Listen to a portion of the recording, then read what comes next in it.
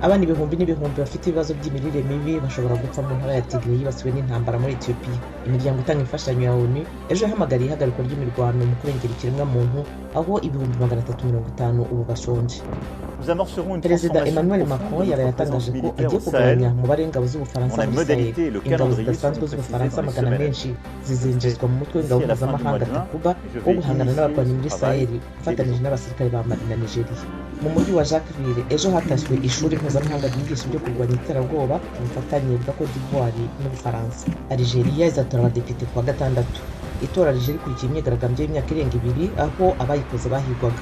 Amasosiyete yishyize hamwe agiye gufata 51% by'imigabane mu isosiyete y'indege y'Afurika y'Epfo kandi azayishyiramo miliyoni 224 z'amadolari.